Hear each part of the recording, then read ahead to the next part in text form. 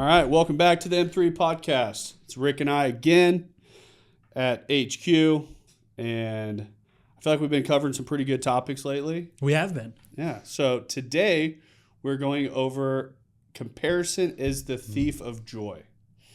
And Teddy Roosevelt once said this, and I've heard that a lot of times. I did not know that that's who said it. I didn't either until just a little while ago. But here's the paradox. We've never had more material comfort, more opportunities, or more connection. And yet, anxiety, depression, and the feeling of inadequacy are at an all-time high. Why? And I think comparison, with social media, I think with the screens that are surrounding us all the time, it is something people are getting just so accustomed to comparing them to someone else. And I think that most of the time it's just kind of wild to me how people have shaped their narrative and their reality of what they do every day based on what someone else is putting on social media. And I'm guilty of it too. So as far as whatever's getting posted influences your day, or it's taking up headspace, or I'm not going to say that I'm not somebody that deals with anxiety or depression. So I'm not going down that route at all. But there's a lot of times I see stuff and it makes me feel like I'm behind. Yeah. It makes me feel like I'm You not. see the 20-year-old drop shipper that's driving his Lamborghini and has huge penthouse and everything, and is also going to sell you a course for $995. Yeah, and I think the reality of it a lot of times, is it even real? We're in especially digitally, we're in a fabricated universe where we make things look a certain kind of way. That's the marketer in us. Exactly. And people do that in their daily life too. They're taking the best angles of everything. They're taking the highlights of their day and sharing it on social media. And that totally does cause a lot of people to go through and look at it. And most people aren't very active on social media, so it's not like they've been posting all the big highlights and everything. So you go scroll through Bob's page and it's like, damn, Bob is crushing it at life. Bob didn't post when his dog died or his dad died or all the shit that he went through. He was just posting the highlights, and then we go through and look at it, and it skews our perspective a little bit. It does. And I've even had a lot of people come. I've had people I went to high school with that will directly message me that talk shit on me now. Really? And it's just, I almost find it comical because I tell them, I'm like, hey, I'm going to post the good things. If you want to listen and you want to get more in depth on stuff, the podcast is a great place to go. Yeah. But when I get up in the morning, probably the most motivated point of my day is when I walk out the door early in the morning. I put a story up. I'm thinking about what I need to say. It's normally just whatever's on my mind. Sometimes it could be the same thing that's been heavy on my mind for a couple of weeks. So you'll see a lot of the stories are very similar. And they'll be like, well, you're showing off your truck and your car and stuff on Instagram. I'm like, yeah, I may hear that from one or two or however many people on one side, but then I'll also have 2 to 5 conversations start every day that someone's like, I really need to hear that this morning. To where I feel like there's a lot of good that comes from it, but there's always going to be people that just have a negative lens on anything that they see, that they say, hey, because Dane drives a new truck, that means I can't have a new truck. So I would say that's what they're, that's the way it looks when you break it down. But in their head, though, I don't think that's necessarily what they're thinking. But subconsciously, I think that's where it comes from. Because you're doing well doesn't mean that they can't do well. Yeah. But for some reason, they find anger in the fact that you're doing well, or whoever's doing well. Yeah. And some days I'll post oh yeah, hey, it's really cool. I go out and get my new Range Rover and head to the office, and I got somebody quitting. I got an account that's on fire over here. I got trying to figure out how to get this paid, and I'm like, yeah, awesome. Yeah. Nobody hears about those things. To where there's always so much going on. It's really easy to post a cool video walking around the office. It's really cool. It's really easy to post videos when I go out to nice restaurants. Those are the easy things to post about. Those are the things that people get all jazzed about. But I never do it as in comparison to someone else. Like, I am someone that is always cheering for others to do great. And I message a lot of people off their stories and their posts. I'm like, hey, man, hope you really enjoy your trip going here. That looks like a blast. Give me recommendations when you get back. Yeah. Like, I'd love to go there one day. And it's just like when somebody gets a new car, like most of the time I'm more excited for when someone else gets something than when I get something myself. Like, I don't want to say I've lost the joy, but I don't have, I don't get this huge like excitement out of material items. I get excitement out of seeing other people move forward and seeing other people win. It's so cool just to watch that happen everywhere. But I think we live in a comparison world once again that it says like, hey, if Ricky's doing great, Ricky just had a child, Lauren's doing great, he's got a new truck, got the house, got all the things happening. Awesome, bro. Like, that doesn't mean that my life's going to be any worse because of that. It's just, and I think I think we have a distorted perception of how it all works, our perspective of how we're viewing it, that we're going to have struggles. Everyone's going to. And I also think though that some people try to use Instagram as this like struggle bus. And like a pity party? Yeah. Yeah. Right? So I think there's like two sides. You're totally right. It's very strange. Yeah. One side's like here are all the highlights and everything. The other side's like, everybody please come join my pity party. Look at how tough and hard my life is. I'm the victim of everything. Yeah. And I think that kind of one of the root causes of where that comparison comes from is the scarcity versus abundance. Yep. And I think that's kind of like just a framework that some people get stuck in. And it's that there's only so much to go around.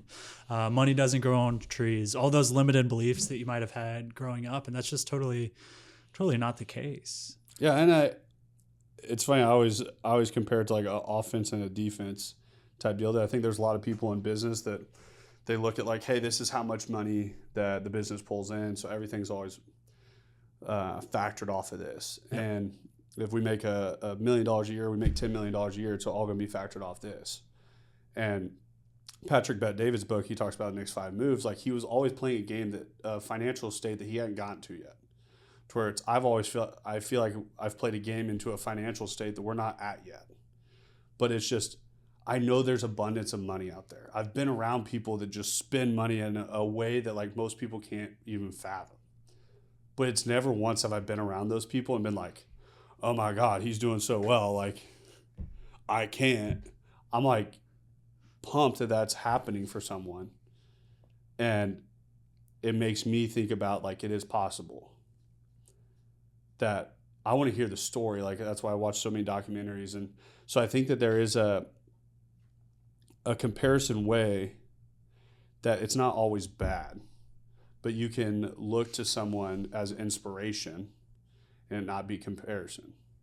So that's where I think that sometimes you can still look to those people, but I want to lead into, who do you watch online that, have you ever watched somebody online that like, did it take energy from you in a comparison side? And have you looked at people that have gave you energy? Yeah, I would say I'm still guilty of like the 20-year-old dropshipper or whatever. Like, that still gets me at first. And Ricky definitely follows a 20-year-old dropshipper. There's this one guy. There's one guy. This one guy. Just getting him. Gosh, I'm going to join his course, I guess. I don't know. No, that still gets me a little sometimes until I like, that's the initial reaction until I realize like, one, good for him. First off, if it is true. Second, some of that stuff is just like the Ty Lopez garage commercial. Do you remember that? The here in my garage knowledge, and he's selling a course, and a lot of this shit turned out to be rented. That still gets me occasionally. But on the flip side, where I gain motivation from, like looking at Andy Frisella, somebody that's further down the path, that has like all the supercars and the cool setup and everything, that I could see that being a possibility in my life. But what I don't do is, there's really nobody that I look to for an inspiration in all things or across life as a whole. I'll draw like aspects of somebody's life that I might take inspiration from. And that comes to something I focus very, very heavily on, is not being viewed as like one-dimensional. Yeah. And trying to be multidimensional when it comes to the people that look to me for inspiration is I don't want to be like I actually really don't want to be the person that's just looked at as like I'm really inspired by Dane business-wise. Like I've always tried to drive to be, I'd way rather have like if someone said, hey, I'm really inspired by him, by the son he is or the brother that he is or the husband that he is, that actually holds a lot more weight with me. But I pride myself on, like someone was asking me when I was in a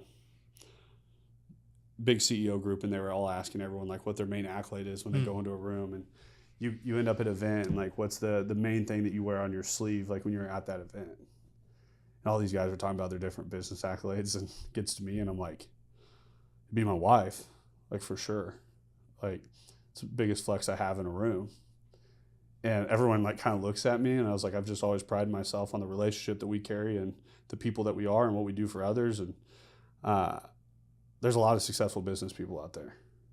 And I think I was just around so many people that I've been around a lot of people that have the monster Instagram followings, the monster TikTok followings.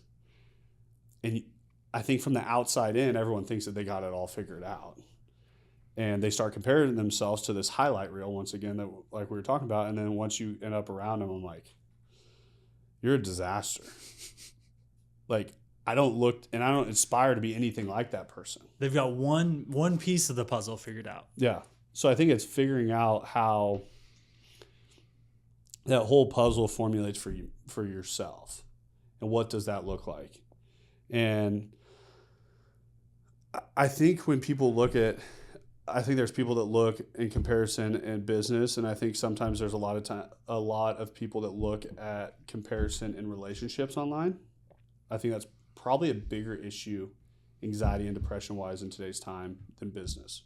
I think we think very much business side. That's what our feeds are giving us all the time. It's the Hermosis, the Gary V's, and all these guys out there. But I think there's probably a bigger movement when it comes to like females on social that are watching these relationships that like, why doesn't my relationship look like that?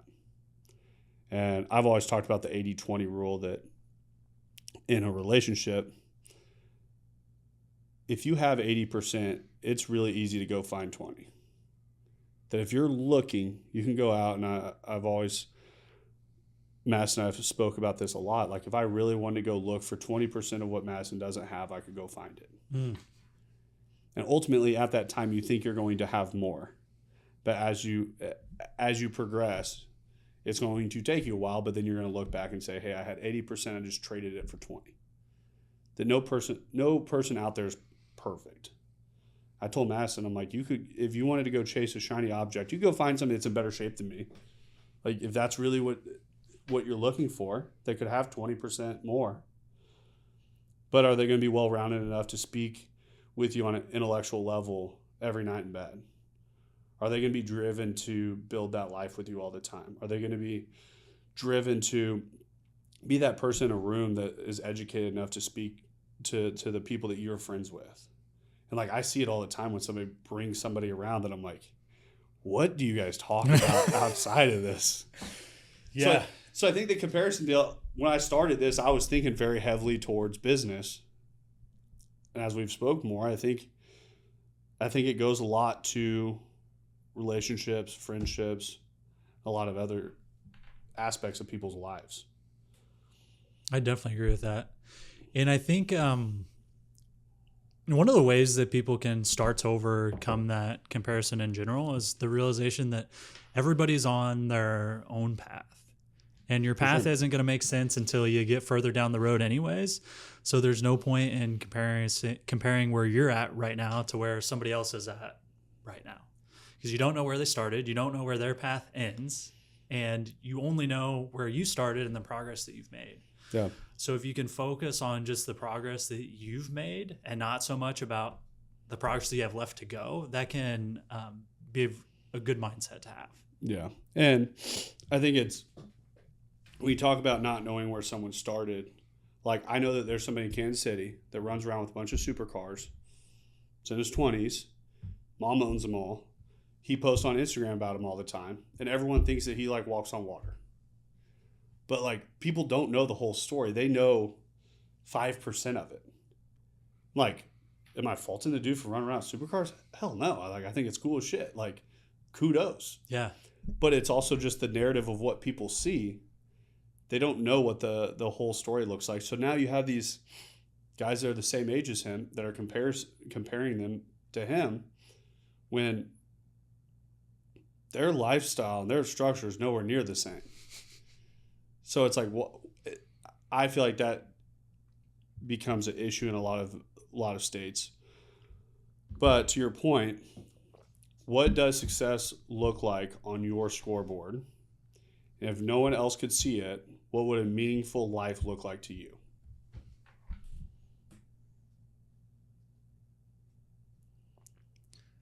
I think at the end of the day, just to be happy and help my family grow and be happy, really.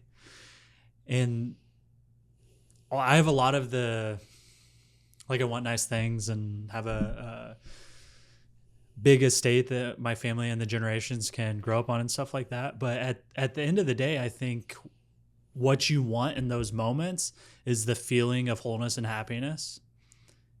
And if you don't have that now, chances are you're not going to have it then. So the better that you can get your head wrapped around just being happy now, I think one is just going to improve your life infinitely. But it's also going to get you, in my opinion, closer to that thing. Because the more you're focused on what you don't have and you feel separate from it, I think you're just continuing to push the stuff away. But if you can start to be happy and feel good now and be in the present moment and control what you can control today, I think that's how you get there faster anyways. But then even if you didn't get there at the end of the day, you're happy and content. And I think that's where gratitude comes in, and being grateful for the things that we have today. That, once again, sometimes I get lost in the future vision of where we're going. And I want a lot of things business-wise. Don't get me wrong. I don't want as much material things in the future as I wanted a couple of years ago. But the vision is still made up with those things in it. If that makes sense. So what I've kind of started to realize is, like, is it more specific things or? So I think a lot of them, I look at material things as tools. Yeah. That's how I've really gotten to, like, if somebody came in and took my cars and said, hey, here's I don't know, whatever, like an Explorer for you to drive, like just a normal car that I go pick up at a dealership that mom drives. Yeah. Like, I had no problem driving that. The vehicles are tools, and once again, that highlight reel that you're putting out, like, I know that from the marketing side. And I will say I'm more excited about a jet than anything else, because I feel like everyone speaks about it's a time machine. It is something that you can buy that can move you from place to place, and it can open up doors business-wise. A new pickup truck does not open up any new doors for us. No. So there are those things that I have out there, but I'm beyond grateful for the things that I have today. I know none of those things are going to bring a different level of happiness for me. And I think once you start realizing that, and you disconnect yourself from the material side of things, life becomes a lot better. Life is just a lot more fruitful at that point. And I think it's something that the fruits of our labor, most people try to time to material things. And we had a podcast on time and freedom and purpose, to where I feel the things that I feel the most. And it's weird because the highlight reel is like, I know what Instagram wants, so I know it wants to see the cars. I know it wants to see these things, so I've like always fed it what it wants to see. Yeah. It doesn't want to see the people that are out doing all the charitable work. It's not favored towards that. And it's just like, that's not what the younger generations are watching. That's not what people give their attention to. But it's everything we do for Big Brothers Big Sisters, everything we do for Folds of Honor, everything we do for Police Athletic League, like all those things are what actually truly bring me a lot of happiness. And it's something that I always want to elevate a lot in the future. But it's funny how that doesn't actually hold like a big chunk of what our marketing movement looks like, just because I know people don't buy into that. And it's hard because it is like, I mean, you play the algorithms to what it wants to see, like, and it tells you that.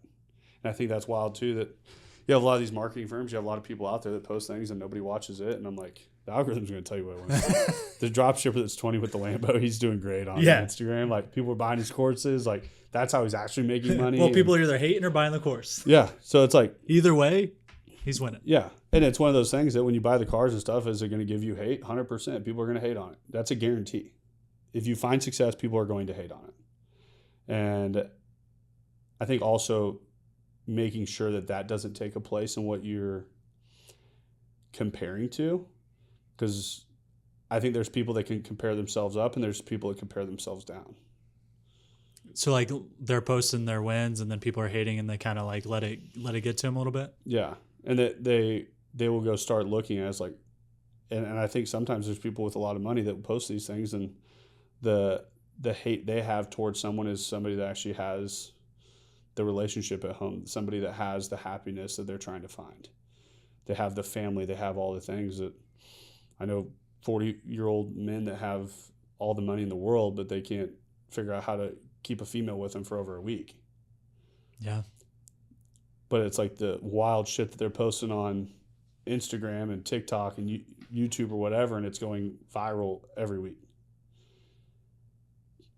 I don't think there's that many people that want to be like that. I think it's cool in the moment. I think that's the short-term thinking over long-term thinking, which if you trigger people's short-term thinking, it's really easy to connect with people. So it's, I don't know, I think it's just I think it's keeping an eye on what your scoreboard looks like, and then what are the things that truly make you happy long-term? What are things that are going to make you happy 3 years from now? And if some people say it's the vehicles or whatever, then to each their own. I think there's some people that truly just lie to themselves about it. Because all the other things are falling and the other things aren't working, that's what they hide behind. Towards, I think, quietly they're comparing themselves to others in a different way. Yeah, and I think what a lot of the young hungry guys that are listening to this don't realize is most of those successful business guys that are kind of on the older side, 50s, 60s, 70s, whatever, would give everything to have more time back and to be young and hungry again. Yeah. I think a lot of what that scoreboard looks like, I think time is a big factor on that. To where I will say that the people that I watch online that I find the most inspiration from is the people that are traveling all the time, the people that truly have freedom. I don't care how much money they have. It's the people that are out experiencing the world and enjoying their lives. So, any final thoughts on the comparison is the thief of joy? You're writing your own story. And at the end of the day, when everything's really said and done, you're the only one that's going to know that whole story. Obviously, you have people that go with you along the journey, but at the end of the day, you're looking at one person in that mirror. Yeah. And that's the only person that you're trying to beat. Can't agree with that more. I think it's something that your story, you're the one that holds the pen for it. And I think making excuses and saying that someone else is successful so you can't be is the killer of a lot of stories. So don't compare yourselves to others. You can look to people as inspiration for sure. But go out and do what makes you happy and find joy in life. And it's what we're all on the path of trying to do out there. So that is, you know what? Like, share. There we go. That, another one. Make sure you follow us, Spotify, YouTube, whatever platform you are listening to or watching on. But appreciate you once again this week. Make sure you join us again next week. But that's M3 Podcast. Thanks for listening to the M3 Podcast. Be sure to subscribe so you don't miss the next episode. Want to learn more? Check us out on Instagram at Moss Marketing Group, on Facebook at Moss Marketing 58, or on our website at mossmarketinggroup.com.